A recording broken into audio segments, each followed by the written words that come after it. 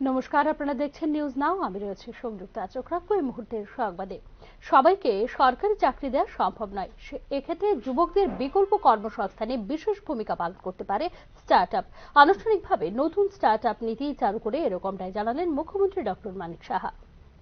শুক্রবার আনুষ্ঠানিকভাবে চালু হলো স্টার্টআপ নীতি। মুখ্যমন্ত্রীর হাত ধরে এদিন চালু হলো নতুন এই স্টার্টআপ নীতি 2025। প্রজ্ঞা ভবনে আয়োজিত মূল অনুষ্ঠানে বক্তব্য রাখতে গিয়ে সবাইকে সরকারি চাকরি দেওয়া সম্ভব নয় বলে জানিয়েছেন মুখ্যমন্ত্রী ডক্টর মানিক সাহা। এক্ষেত্রে নতুন এই স্টার্টআপ নীতির উদ্যোগের বিকল্প কর্মসংস্থানের মাধ্যমে যুবশক্তিকে নতুন উচ্চতায় নিয়ে যেতে পারে বলে জানিয়েছেন মুখ্যমন্ত্রী। All the peoples cannot be given the jobs. So this is the best policy, I think, if we create this kind of policy. It is a known fact that youth is a very energetic and capable a lot. However, this energy and enthusiasms of theirs do not often go in the right direction. It will channel this energy in the right direction, and this will ensure that the youth get the needed help from the government. It is a commendable initiative that allows the youth to touch newer heights. It will allow them to fulfill their dreams of becoming an industrialist or entrepreneurs. Already we have seen before entering this hall, I have already met some of them. And they are doing a very good job, what I have seen. And I think always we say that Ek Tripura, Sreshta Tripura, in Bengali we say, and it is going to be fulfilled, I am sure. মূলত bank ঋণের মাধ্যমে যুবকদের কর্মসংস্থানের সুযোগ করে দিতে এ ধরনের উদ্যোগ বলে এদিন জানিয়েছেন মুখ্যমন্ত্রী ডক্টর মানিক সাহা। নতুন স্টার্টআপ নীতির মাধ্যমে ব্যাংক ঋণ পাবার ক্ষেত্রে সহায়তা মিলবে প্রায় 1.25 লক্ষ ব্যাংক শাখা থেকে, জানিয়েছেন মুখ্যমন্ত্রী। Basically it means banks will offer finance to these youths for creating better employment opportunities in the country. It aims to make the youth employed so we can eliminate the problems of unemployment. The financial support comes as a sign of great relief to the youth. It basically aims to include all levels of society from the lowest to the highest. After launching this campaign successfully, they got in touch when it was started. There was a good connection or touch with the IITs, IIMs, then NITs and other central universities of India. Now in other peoples also, they also have taken into consideration what I have heard from my previous speakers. Thus it is a wise, I think, decision to help the youth to achieve greater heights from a young age. According to this program, around more than 1.25 lakh bank branches encourage youth and at least one Dalit or Adivasi or one women enterprise, what I have the data. Prime Minister said there is no growth in the country without innovation and new opportunities for the youth. IT এবং নন IT startup উভয়কে সমর্থন করা এবং সুযোগ প্রসারিত করবে নতুন এই ত্রিপুরা স্টার্টআপ পলিসি। ত্রিপুরার 127টি স্টার্টআপ বর্তমানে ভারত সরকারের শিল্প ও আভ্যন্তরীণ বাণিজ্যের উন্নয়নের বিভাগের সাথে নিবন্ধিত, যার মধ্যে 26টি ITES স্টার্টআপ স্কিমের অধীনে স্বীকৃত। নতুন নীতিটি অবস্থিত 101টি স্টার্টআপের চাহিদা পূরণ করবে এবং নতুনদের উৎসাহিত করবে বলে দাবি করছে সরকার। ত্রিপুরা স্টার্টআপ নীতির স্টার্টআপগুলির জন্য প্রতি মাসে 20,000 টাকার মাসিক অপারেটিং খরচ সহায়তা প্রদান করবে। মহিলাদের নেতৃত্বে স্টার্টআপগুলি অতিরিক্ত 10% বুস্ট পাবে, যেখানে বিশেষভাবে অক্ষম ব্যক্তিদের জন্য থাকছে অতিরিক্ত 20% অপারেটিং খরচ। নীতিটি কাঁচামাল, সরঞ্জাম ক্রয়, প্যাটেন্টিং এবং বিপণনের জন্য আর্থিক সহায়তা প্রদান করবে। উপরন্তু এটি তাঁত, হস্তশিল্প, উদ্যান পালন, কৃষি, প্রক্রিয়াকরণ এবং স্বাস্থ্য পরিষেবার মতো সেক্টরগুলিতে স্টার্টআপগুলিকে উৎসাহিত করার উপর জোর দেবে বলে জানিয়েছে সরকার। এই নীতি বাস্তবায়নের জন্য 50 কোটি টাকা বরাদ্দ করেছে রাজ্য সরকার।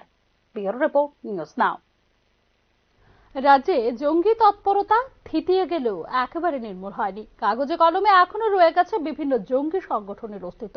স্বাভাবিকভাবেই প্রজাতন্ত্র দিবসকে সামনে রেখে রেড অ্যালার্টে রয়েছে রাজ্য সরকার প্রশাসন। প্রজাতন্ত্র দিবস উপলক্ষে গোটা রাজ্যকে মুড়িয়ে দেওয়া হচ্ছে নিরাপত্তা চাদরে। গোটা রাজ্যে রেড অ্যালার্টে রাখা হয়েছে আরক্ষা বাহিনীকে।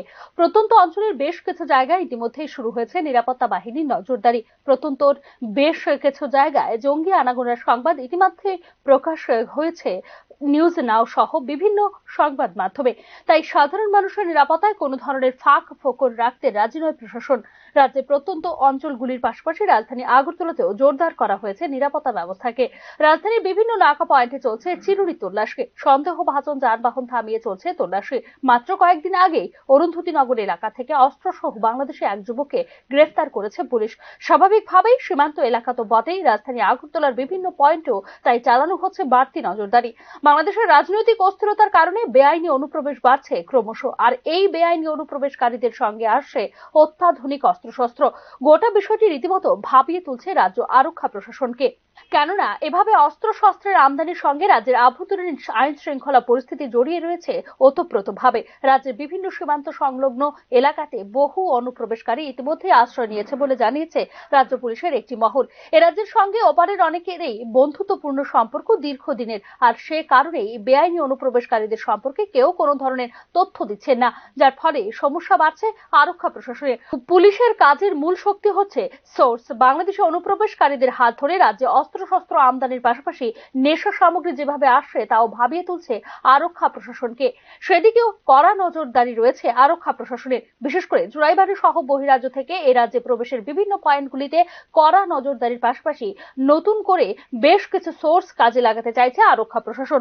জঙ্গি তৎপরতা থিতিয়ে গেলেও নির্মূল হয়নি রাজ্যে। কাগজে কলমে এখনো অস্তিত্ব রয়ে গেছে বিভিন্ন জঙ্গি সংগঠনের। আর তাই প্রজাতন্ত্র দিবসে ওইসব জঙ্গি সংগঠন নিজেদের অস্তিত্ব জানান দেবার চেষ্টা চালাতে পারে, বিশেষ করে প্রজাতন্ত্র দিবসের মতো দিনগুলিকে ভিত্তি করে। এ কারণেই রেড অ্যালার্টে রাখা হয়েছে আরক্ষা প্রশাসনকে। ব্যুরো রিপোর্ট, নিউজ নাও। 22 জানুয়ারি জাতীয় শিশুকন্যা দিবস উদযাপন উপলক্ষে আগরতলা মহিলা মহাবিদ্যালয়ের এনএসএস ইউনিটের উদ্যোগে শুক্রবার বেটি বাঁচাও বেটি পড়াও বিষয়ের উপর সেমিনার আয়োজন করা হয়। প্রধানমন্ত্রীর বেটি বাঁচাও বেটি পড়াও প্রকল্পের অংশ হিসেবে এবং জাতীয় শিশু কন্যা দিবস উদযাপন অংশ হিসেবে রাজ্যের কন্যা সন্তানদের তাদের অধিকার প্রতিষ্ঠার উদ্দেশ্যে এদিনের সেমিনার আয়োজন বলে মহিলা মহাবিদ্যালয়ের পক্ষ থেকে জানানো হয়। সমাজের নারীরা কর্মক্ষেত্রে অথবা অন্যান্য ক্ষেত্রে পুরুষের সঙ্গে সমান অধিকারী এবং একজন মহিলা মানসিকভাবে পুরুষদের চাইতে অনেক বলিষ্ঠ হওয়ার কারণে একটি সুস্থ ও সুন্দর সমাজ গড়ে তুলতে নারীদের অনেক বেশি ভূমিকা রয়েছে। ভারতবর্ষের নাগরিক হিসেবে পুরুষ ও মেয়েদের সমান অধিকার সম্পর্কে রাজ্যের কন্যা সন্তানদের সচেতন করার বার্তা দেওয়ার উদ্দেশ্যে এই অনুষ্ঠান আয়োজন বলে জানিয়েছেন মহিলা মহাবিদ্যালয়ের অধ্যক্ষা সর্বরী নাথ। বার্তাটা মেয়েদের সচেতন করার জন্যই যে আমরা ভারতের নাগরিক এবং আমরা যেরকম পুরুষরা part of the society equal, আমরা ওদের সমানই, আমরা কোনো অংশে ওদের থেকে কম না। এবং মানসিকভাবে আমি তো মনে করি একটা নারী অনেক বেশি পাওয়ারফুল দ্যান এ ম্যান। আর ওরা যেন নিজেদের কখনোই পিছিয়ে পড়া মানুষ হিসাবে না ভাবে এবং পুরুষদের সমকক্ষ ভাবে এবং এই সমাজটাকে এগিয়ে নিতে পারে এবং ওরা বুঝতে পারে যে প্রস্তাবিত নতুন শ্রম আইন অনুযায়ী মালিক পক্ষের দাবিতে রাত্রিকালীন সময়েও কাজ করতে বাধ্য থাকবেন মহিলারা। ইতিমধ্যে শ্রম আইনের নতুন ওই সংশোধনী কার্যকর করতে সবকটি রাজ্য সরকার এবং কেন্দ্রশাসিত অঞ্চলকে নির্দেশ দিয়েছে কেন্দ্র। প্রেক্ষিতে বিধানসভায়ও এই সংক্রান্ত বিল পাশ করেছে রাজ্য সরকার।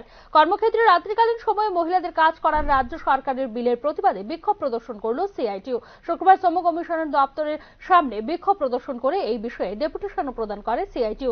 কর্মক্ষেত্র এবং সামাজিক নিরাপত্তার স্বার্থে অবিলম্বে এই বিল প্রত্যাহারের দাবি জানিয়েছে সিআইটিউ। আমরা লক্ষ্য করলাম কেন্দ্রীয় আইনের সঙ্গে সাযুজ্য রেখে হঠাৎ করে বিধানসভা একটা বিল আনবে।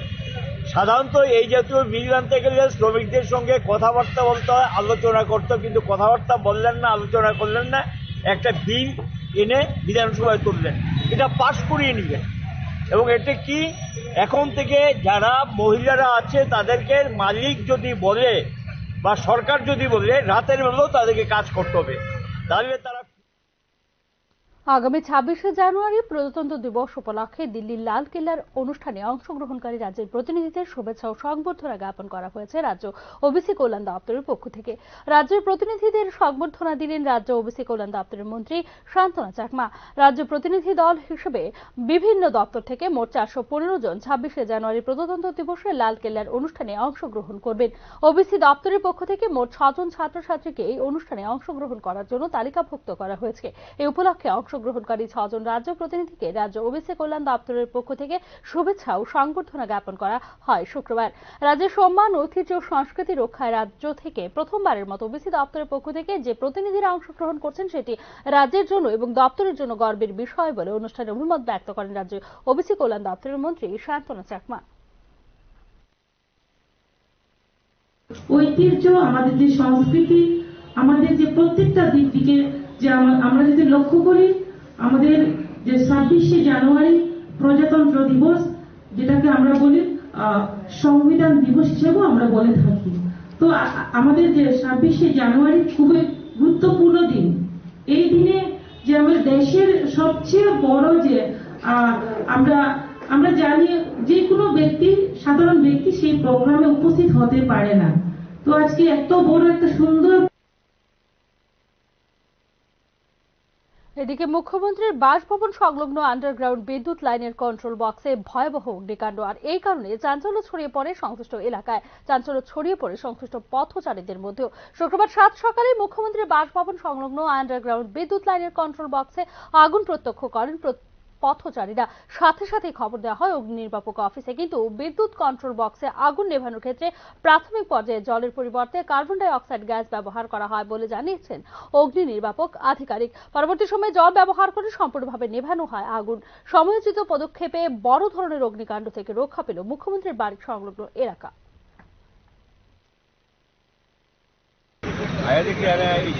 ডিপার্টমেন্টের একটা মারুতি গাড়ি এখানে দাঁড়ানো আছে, তখন নিয়ে জিজ্ঞাসা করলাম, তারা জল দিতে না করে জল যেমন যেতে না মেশিনটাতে, আমরা তার কোম্পানির লোক তার সঙ্গে তারা জল দিতে, তারপরে আমরা তারপরে কিন্তু প্রচন্ড। এখনকার মতো সংবাদ এখানে শেষ করছি। অন্যান্য আপডেটস পেতে চোখ রাখুন নিউজ নাও এর পর্দায়।